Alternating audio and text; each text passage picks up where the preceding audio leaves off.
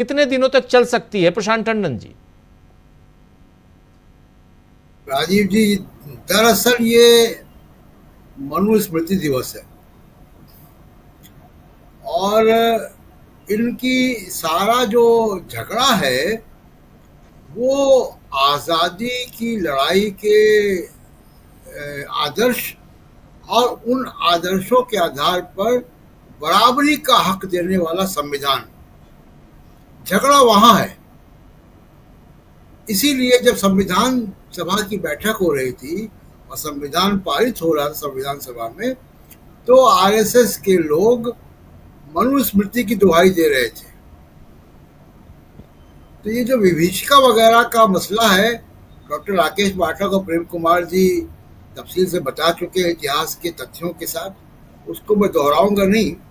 लेकिन वो विभीषिका वगैरह वो सारा उसी लिए है कि आज़ादी की लड़ाई के आदर्शों से दिक्कत है और मनुस्मृति को थोपना चाहते हैं। बाकी सब जुमलेबाजी है, राजनीति है, स्टंट है, पॉलिटिकल स्टंट है। इस पे हम क्या चर्चा करें।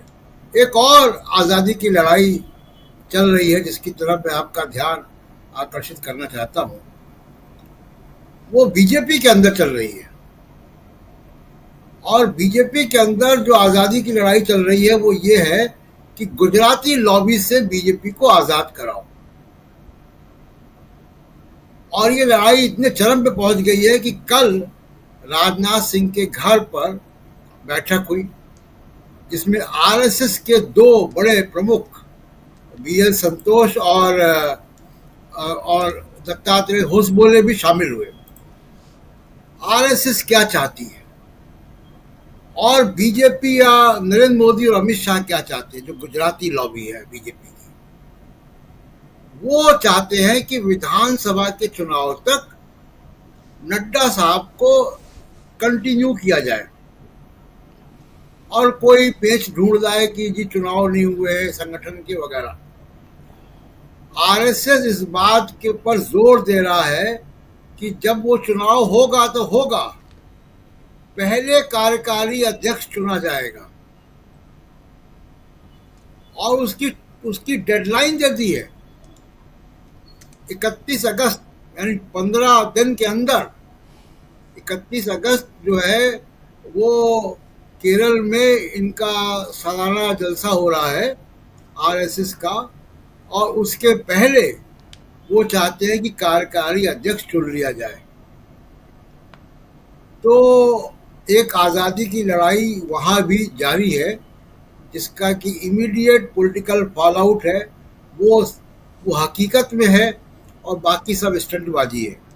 हमारे पास अभी तक ऐसी कोई टाइम मशीन आरएसएस बीजेपी ने नहीं इजाद की है कि वो वापस चले जाएं 1947 के पहले और समय में जाकर इतिहास में घुसकर अपने आप को आज़ादी की लड़ाई में शामिल करवा दें।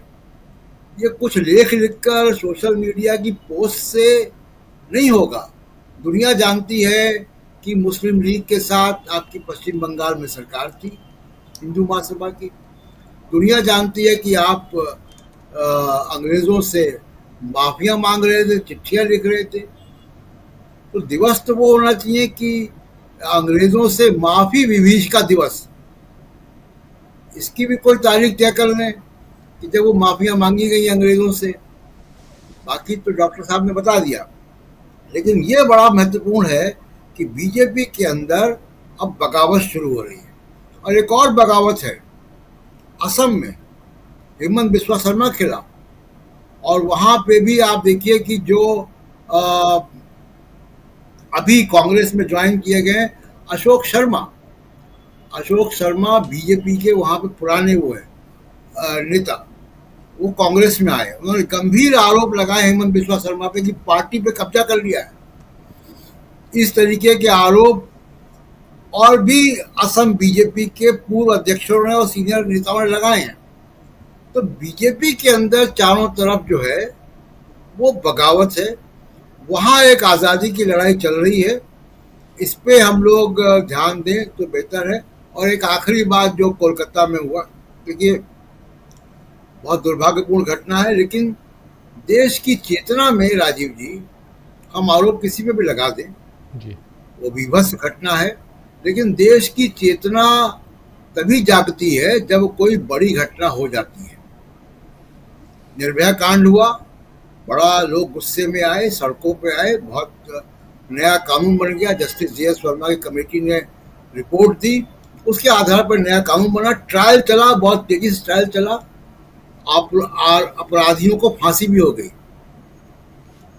क्या महिलाओं के खिलाफ यौन शोषण बंद हो गए? नहीं हुए।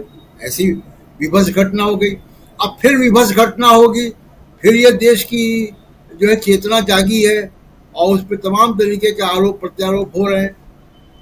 सवाल उठता है कि अगर इस पे गंभीर विमर्श होना चाहिए कि इसका लॉन्ग टर्म सोल्यूशन क्या है, स्थायी हल क्या है, पुलिस में क्या कमियां हैं, न्यायिक व्यवस्था में क्या कमियां हैं, समाज में क्या कमियां हैं, समाज भी अपने आप को देखे। और एक छोटी सी बात, जब कोई नई बिल्डिंग हो, चाहे अस्पताल हो, कॉलेज हो, स्कूल हो, दफ्तर हो, जब कोई नई इमारत बनती है राजीव जी, तो हम पोल्यूशन का सर्टिफिकेट लेते हैं, फायर का एनओसी लेते हैं। क्या इस बात का ऑडिट होता है कि महिला सुरक्षा के लिए ये बिल्डिंग कितना सेफ है, या इस बिल्डिंग के कोने कितने सेफ हैं? ये ऑडिट भी जरूरी है। जी बिल्कुल। ये ऑडिट अगर होगा तो इस तरीके के तमाम सारे लॉन्ग टर्म सोल्यूशन देखे जाएं, तब तो इस चेतना का, इस गुस्से का एक कोई सकारात्मक आउटकम होगा। वरना हर बार घटना होगी, लोग सड़कों पे आएंगे, गुस्सा होगा, आरोप प्रत्यारोप होंगे और फिर घटनाएं होंगी। बिल्कुल बिल्कुल, आप सही कह रहे हैं।